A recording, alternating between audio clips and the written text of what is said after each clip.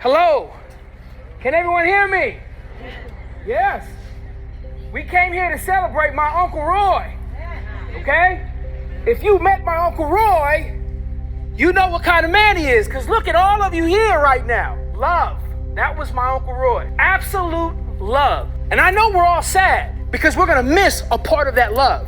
Now, I got a ton of stories that I can tell about my Uncle Roy. I can tell you about the time when I was 2 years old and I bashed him over the head with a Tonka truck. The only man to ever whoop me, according to Diane Lopez, which is his sister. And so I took revenge. I had this Tonka truck and I picked it up. He went to sleep on the couch. As he was sleeping, bam, right on top of his head. He said, I woke up, what the? And I was there going, Now I was 2, I don't remember that. Although my sister says I have memories all the way back to my mother's womb, but I don't remember that. But he always talked about it so passionately.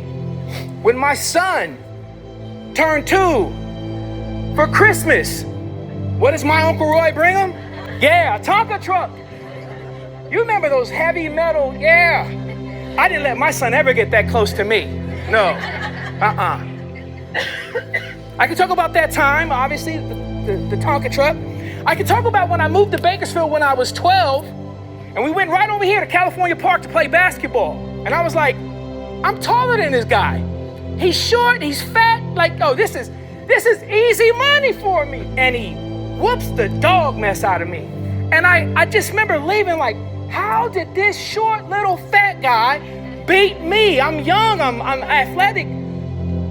He outworked me. That's what he did. He outworked me. And you know what that did to me?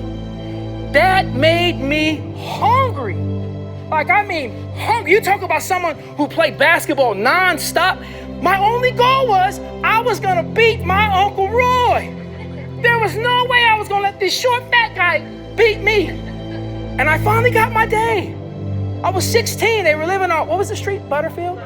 Butterfield, they had this court on the garage. I had my day. And he knew it too, because I didn't let him score.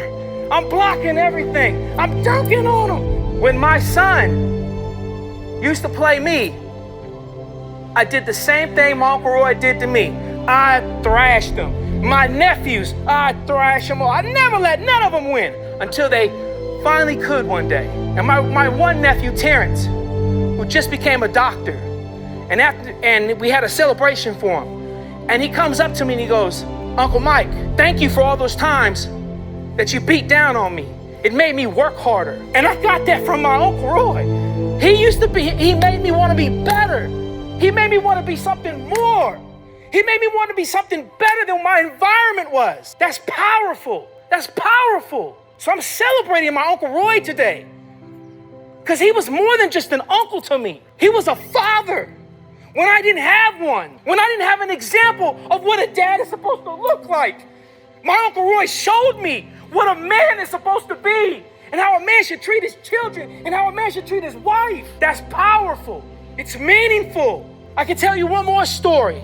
2006, I have a vision for my life. I know where I want to go. I know what I want to do with my life. I needed help. In 2005, there's a speech by Steve Jobs. He gave the commencement speech to Stanford University. And in this great speech, he talks about there comes a time in your life when you stand somewhere and you can look back and you can connect the dots. The other night, I was in Washington, D.C. I was standing at the Lincoln Memorial. It's 2 o'clock in the morning. Me and my friend are riding around on scooters, enjoying the whole Capitol to ourselves. And as I walked up to the Lincoln Memorial for the first time, I had never seen it with my own eyes. And I walk up there, and there's this peace and reverence there. And the first thing I did is I said, hey, Greg, who is my friend, I said, I'm gonna take out my phone and I'm gonna pull up a picture of my mom and my Uncle Roy. And I want you to take a picture of me with a picture of them seeing the Lincoln Memorial behind me. And he takes this picture and I post it.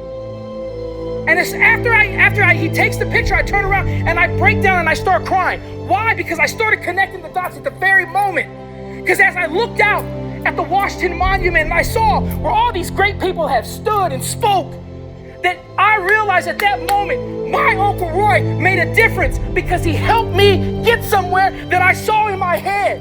So in 2006, when I saw this vision for my life and what I wanted to do, I went to my Uncle Roy and I said, Uncle Roy, I have this vision and I need your help. Can I borrow $5,000? Now, if you know my Uncle Roy, you know he was a very frugal man. And he goes, Mijo, yeah, just don't tell your Aunt Lisa. I said, okay, I ain't gonna say nothing, Uncle Roy. Don't worry about me. Until right now, yes. Yes, until right now. He gave me the money. She just said she didn't know. Yeah, sorry, Aunt Lisa. Uncle Roy, please forgive me. He gave me the money, which then allowed me to go and buy the equipment. You see me with my camera. All of you see me. That's what I do. I document. I make things. I speak with my cameras, my web, and all that because my Uncle Roy believed in me. He believed in me enough to loan me the money without no doubt. Not like, hey man, well, when are you gonna pay me back my money? Or he just said, Mijo, when you have it, you give it back to me. He believed in me. He was a father to me. He was more than just my uncle. I didn't have to see him all the time. I didn't have to talk to him all the time. But I knew that when I did, it meant something to him. I just wanted to make him proud. I just wanted to make him proud. He was more than just my uncle. He was a dad. And he is to be celebrated. And I want all of you to celebrate him. That photo that's over there right now, that's me and my iPhone and the light coming through the window. And I said, Uncle Roy, look at me right here and look at the light. The light is beautiful. Let me grab my iPhone real quick. Give me something, Uncle Roy. Look at me. What you see right there is him looking at me. And that's proud. He's looking at me proud. The same way that he looked at Laura, Chris, Roy, Gina, the grandkids, my children, proud. So what you see right now, I am a product of my Uncle Roy and his giving of himself to make me a man, especially as a 12-year-old kid who comes to King Street from Pasadena. Yeah, you been to Pasadena? It's beautiful. You come to King Street, well, it's not quite the same. But that's what he meant to me. He's more than just my uncle.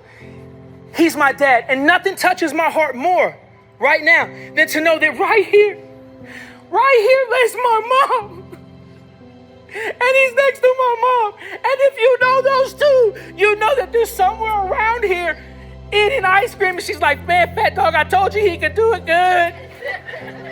My Uncle Roy used to tell this joke. And it was always funny to me, even younger.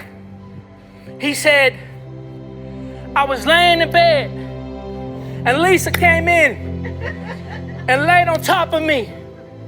And he said, the kids, run in. Or no, mama, where's daddy? Where's daddy? And we used to crack up at that joke. Oh man, but my Aunt Lisa, yo, you want to talk about a woman that loves her man?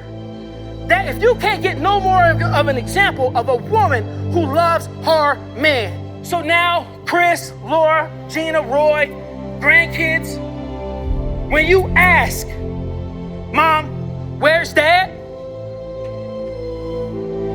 Heaven. Without a doubt, my Uncle Roy is in heaven.